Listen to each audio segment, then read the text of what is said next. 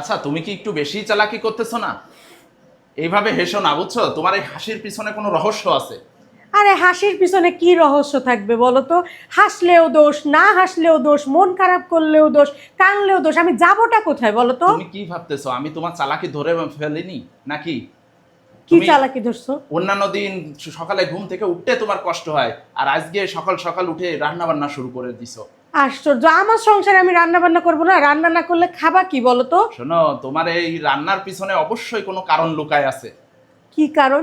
তুমি নিজেই তো সবকিছু বলো, মানে আমি রান্না করলেও দোষ, না রান্না করলে বলো কি আমি অলস, আমি নাকি রান্না করতে চাই না, সংসারে নাকি আমার কোনো মন নাই। শোনো, ওদিকে শোনো, আজকে রান্না বান্না করতেছি, এখন বলতেছো এর পিছনে একটা কোনো কথা কারণ আছে। মাথায় রাখবা, তুমি যে স্কুলে পড়ো আমি সেই স্কুলের হেডমাস্টার। হুম, আসছে।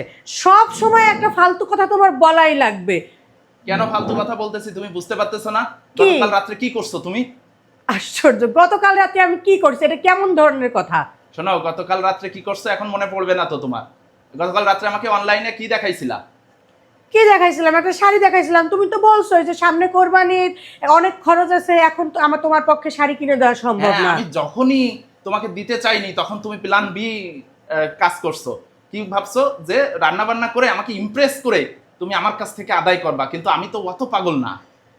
মানে তুমি এমন একটা মানুষ, তুমি কি বলো প্ল্যান বি? কেন, আমি কি plan A B C D এগুলো সবসময় গুছায় রাখি? অবশ্যই গুছায় রাখো।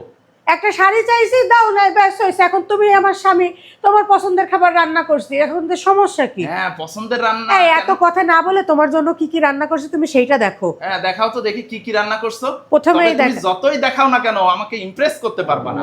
আচ্ছা ঠিক আছে, দেখো এই যে তোমার পছন্দের আম ডাল, গরমে খেতে হেভি শান্তি লাগবে। আচ্ছা আচ্ছা। তারপরে এখানে রান্না করছি, তুমি ওই যে তেঁতুলের টক দিয়ে ডিম ভুনা পছন্দ করো, সেই ডিম আচ্ছা ভুনা। আচ্ছা, সবই তো দেখতেছি পছন্দের। আরে চিংড়ি মাছ! তোমার পছন্দের বাগদা চিংড়ি ভুনা। এখানে বেগুন ভাজি, তুমি তো আবার ভাজি। বেগুন ভাজি দিয়ে ডাল দিয়ে খেতে পছন্দ করো।